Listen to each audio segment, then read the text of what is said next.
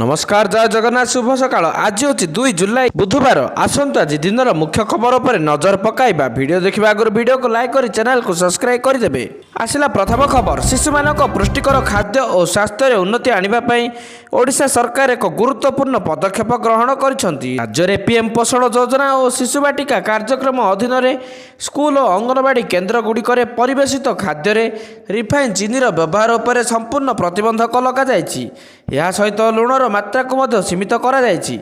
Report अनुसार राज्यर जिला शिक्षा अधिकारी मानक डीओ खाद्य प्रस्तुति में रिफाइन चीनीर व्यवहार बंद करने को निर्देश दि जाएगी। यदि खाद्य मिठा आवश्यक हुए तेज गुड़र व्यवहार किंतु यह मोट शक्ति मूल्यर 5% अधिक होगा उचित नुहे जहाद्वारा अतिरिक्त कैलोरी ग्रहण को नियंत्रण कर निष्पत्ति भारतीय चिकित्सा गवेषणा परिषद आईसीएमआर एवं महिला और शिशु विकास मंत्रालय परामर्श अनुଯାयी नि शिशु मानक मध्य चीनी ग्रहण संबंधी स्वास्थ्य झुंकी ह्रास करने को जोर दि जाएगी। परवर्ती खबर लोकसभा भवन में मुख्यमंत्री मोहन माझी आईसीआईसीआई एक्सिस और एचडीएफसी बैंक प्रतिनिधि मानक आलोचना कर विभिन्न जनकल्याण योजन गरीब लोक अधिक ऋण देवाई परामर्श देते। सूचनायोग्य जे ओडिशा रे विभिन्न जनकल्याण योजना तथा कृषि ऋण प्रधानमंत्री रोजगार सृष्टि योजना पीएम स्वनिधि योजना स्टैंड अप इंडिया योजना गृह ऋण शिक्षा ऋण और रप्तानी ऋण आदि विभिन्न योजन बैंक गुड़िकर प्रदर्शन अत्यंत कम रही। दृष्टि रखी राज्य सरकार जून 21 तारिख में बैंक गुड़िक निजर ईएम प्लान लिस्ट रू काढ़ी बैठक में मुख्यमंत्री कहते प्रधानमंत्री मोदी नेतृत्व में केंद्र सरकार अनेक गरीब कल्याण योजना कार्यकारी करुछंती किंतु एही सबु योजना गुड़िकर एही तीनोटी बैंकर प्रदर्शन ओडिशा रे आदौ संतोषजनक नुहे बोली मुख्यमंत्री कहते। सरकार का गरीब कल्याण योजन बैंक गुड़िक होउछंती एक बड़ माध्यम तेणु एही सबु बैंक गुड़िक विभिन्न योजन जो गरीब लोक मैंने उपकृत होउछंती सेथिरे अधिक लोकंकु ऋण देवाई मुख्यमंत्री परामर्श देइथिले। परवर्ती खबर गतकालीर ह्रास को पछरे पकाई जुलाई मास आरंभ स्टॉक बाजार में जोरदार वृद्धि घटी। बीएसई सेंसेक्स 80 पॉइंट वृद्धि पाई 83,685 पॉइंट 66 पॉइंट रे खोली।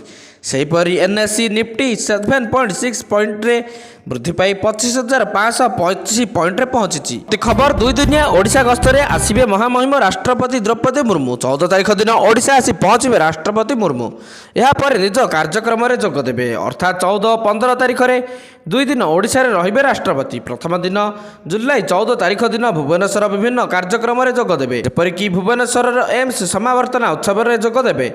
सेहीपरि जुलाई 15 तारिख दिन कटकर विभिन्न कार्यक्रम में जोग देवे राष्ट्रपति। श्रीमती मुर्मू 15 तारिख दिन कटक रेभेन्सा विश्वविद्यालय समावर्तन उत्सव में जोग देवे। यह सह रेभेन्सा बालिका विश्वविद्यालय करेंगे शिलान्यास।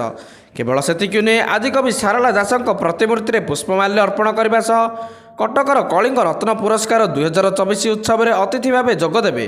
परवर्ती खबर राज्य में लघुचाप जनित वर्षा लगी रही तेज यह 4 तारिख पर्यंत लगी रहा नहीं आंचलिक पाणीपाग विभाग पक्षर सूचना मिली। किसी स्थान में प्रबल वर्षा होने कहुई 4 तारिख जाए उत्तर पश्चिम में प्रबल वर्षा अलर्ट जारी होती तेज एतिकी नुहे पुणी थे आउ एक लघुचाप सृष्टि होपे कहुई। जुलाई 4 ରୁ 6 मध्य आउ एक लघुचाप क्षेत्र सृष्टि होवार संभावना रही। लघुचाप संभावना नहीं पाणीपाग विशेषज्ञ आकलन कर उत्तर ओडिशा उपकूल सृष्टि होब लघुचाप फल पुणी थे से समय वर्षा हो पारे। परवर्ती खबर केंद्र कैबिनेट बैठक में 4टी मुख्य निष्पत्ति जो निजुक्ति संबंधी प्रोत्साहन योजना गवेषणा विकास एवं नवसृजन आरडीआई योजना जातीय क्रीड़ा नीति 2025 एवं परमखुड़ी रामनाथपुरम जातीय राजपथ को मंजूरी दि जाएगी। केंद्र मंत्री अश्विनी वैष्णव कहते केंद्र कैबिनेट निजुक्ति सह जड़ित प्रोत्साहन योजना 1.07 लाख कोटी टंका गवेषणा विकास एवं नवसृजन आरडीआई योजना 1 लाख कोटी टंका जातीय क्रीड़ा नीति 2025 एवं परमाकुड़ी रामनाथपुरम जातीय राजपथर 4 लेन को 1,853 कोटी टंका मंजूर मिली। अश्विनी वैष्णव कहते 3टी निष्पत्ति अच्छी जहाँ युवापीढ़ी नूतन रास्ता प्रदान कर। परवर्ती खबर मंगलवार दिल्ली रे centre for railway information system CRIS 40तम प्रतिष्ठा दिवस अवसर में केंद्र रेल मंत्री अश्विनी वैष्णव रेल वन मोबाइल आप लॉन्च करिसेंती। यह रेल यात्री मानक एक वन स्टॉप ट्रेन आप जोठारे आपण रिजर्व अनरिजर्व एवं प्लाटफर्म टिकेट बुक करेंगे अन्य अनेक सुविधा पाइपर। जदि आपणकर रेल वन आप अच्छी तेज आपण को IRCT रेल कनेक्ट एवं UTS आप आवश्यक हम ना कारण यह नूतन आप केवल उभय आप्र समस्त काम कर केवल एतिक नुहे यह आप्रे अनेक फीचर अच्छी जहाँ IRCT रेल कनेक्ट एवं UTS आप्रे उपलब्ध नहीं। ପରବର୍ତ୍ତୀ ଖବର 11 ତାରିଖରେ ଓଡ଼ିଶା ଆସିବେ ରାହୁଲ ଗାନ୍ଧୀ। ଏ ନେଇ ସୂଚନା ଦେଲେ ପିସିସି ସଭାପତି ଭକ୍ତଚରଣ ଦାସ। ପୂର୍ବରୁ ଜୁଲାଇ 9 ତାରିଖରେ ରାହୁଲ ଗାନ୍ଧୀ ଓଡ଼ିଶା ଆସିବେ ବୋଲି କୁହାଯାଉଥିଲା, କିନ୍ତୁ ବର୍ତ୍ତମାନ ଏହି ତାରିଖ ପରିବର୍ତ୍ତନ ହୋଇଛି।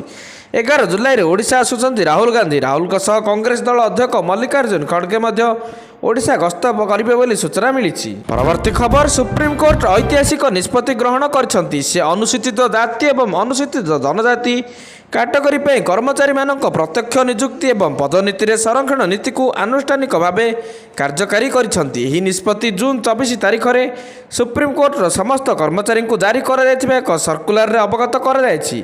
ସୁପ୍ରିମକୋର୍ଟରେ ପ୍ରଥମ ଥର SC/ST ରିଜର୍ଭେସନ ନୀତି ଲାଗୁ।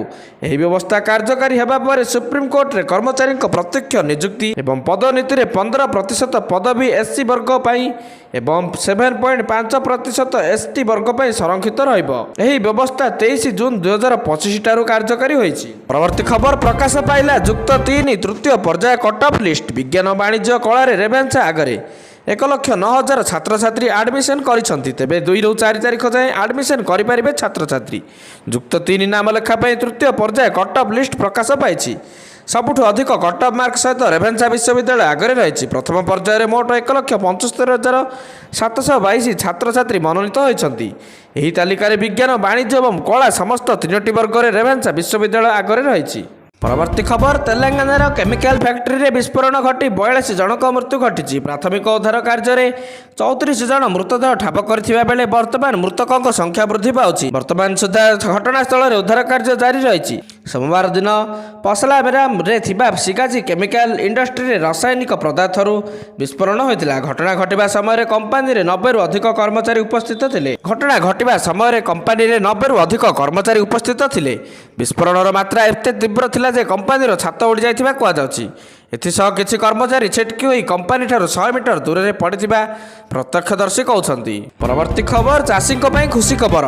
ଆଉ ପଚିବନି ପରିବା। ଧାନ ଗହମ ପରି MSPରେ ପନିପରିବା ମଧ୍ୟ ବିକ୍ରୟ କରିପାରିବେ। ବିହାରର ଜେହାନାବାଦରେ ପ୍ରାଥମିକ ପନିପରିବା ଉତ୍ପାଦକ ସମବାୟ ସମିତି ଗଠନ ଆରମ୍ଭ ହୋଇଛି, ଯାହା ଚାଷୀମାନଙ୍କୁ ସର୍ବନିମ୍ନ ସହାୟକ ମୂଲ୍ୟରେ ପନିପରିବା ବିକ୍ରୟ କରିବାରେ ସାହାଯ୍ୟ କରିବ। ବିହାରର ଜେହାନାବାଦରେ ଚାଷୀମାନେ ଏବେ ଧାନ ଏବଂ ଗହମ ପରି MSPରେ ସେମାନଙ୍କର ଉତ୍ପାଦିତ ପନିପରିବା ବିକ୍ରି କରିପାରିବେ। ପ୍ରାଥମିକ କୃଷି ଋଣ ସମାଜ ଧାରାରେ ପ୍ରାଥମିକ ପନିପରିବା ଉତ୍ପାଦକ ସମବାୟ ସମିତି ଗଠନ ଆରମ୍ଭ ହୋଇଛି, ଯାହା ଚାଷୀଙ୍କଠାରୁ ପନିପରିବା କିଣିବ। ପରବର୍ତ୍ତୀ ଖବର ଆମେରିକା ରାଷ୍ଟ୍ରପତି ଡୋନାଲ୍ଡ ଟ୍ରମ୍ପ ଏବଂ ଟେସ୍ଲା ମାଲିକ ଏଲନ୍ ମସ୍କଙ୍କ ମଧ୍ୟରେ ପୁରୁଣା ବିବାଦ ପୁଣି ଥରେ ଉଗ୍ର ରୂପ ନେଇଛି।